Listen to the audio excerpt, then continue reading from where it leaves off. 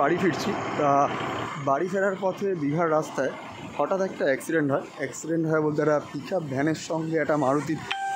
এটা আমাদের প্রচুর জ্যাম ফেস করতে হচ্ছে। আর এই দিক থেকে আমরা জ্যাম ফেস করে এখন সামনের দিকে যাচ্ছি।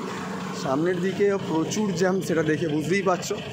এখন সামনে না এগোনো পর্যন্ত গাড়িটার কি ক্ষতি হয়েছে, কে কিরম কন্ডিশনে আছে সেটাও জানতে পারছি না। প্রচুর বাস গাড়ি সবাই দাঁড়িয়ে আছে,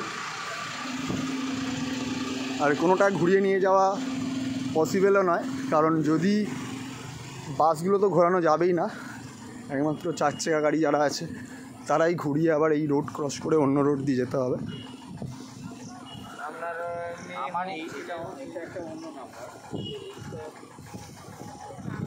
পুলিশও ইতিমধ্যেই এসে গেছে উপস্থিত তাড়াতাড়ি। আর সমস্ত গাড়ি, এই গাড়িতে এমন প্রচুর মাছ আছে, মাছের গাড়ি পর্যন্ত দাঁড়িয়ে আছে, কারণ কিছু করার নেই, পাশ দিয়ে কেউই যেতে পারবে না। একদম সামনাসামনি চলে এসেছি। এই গাড়িটার সঙ্গে অ্যাক্সিডেন্ট হয়েছে, যে গাড়িটা হচ্ছে এই গাড়িটা।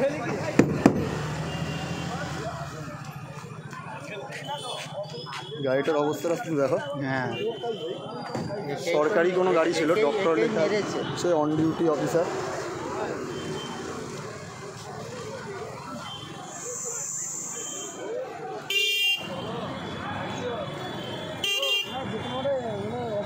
বিভৎস অবস্থা গাড়িটা।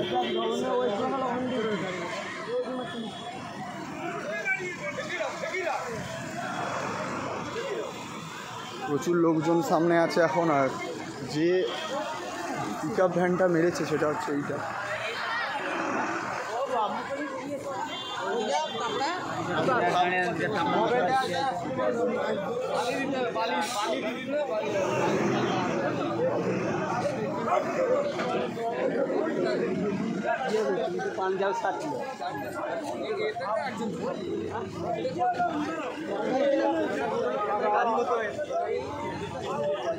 এই গাড়িটার শুধু অবস্থাটা দেখো। দেখি ভাই, দেখি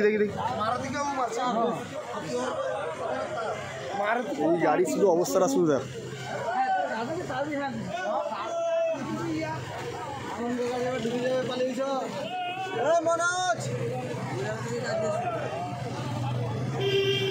এই গাড়িটার সঙ্গে ওই গাড়িটার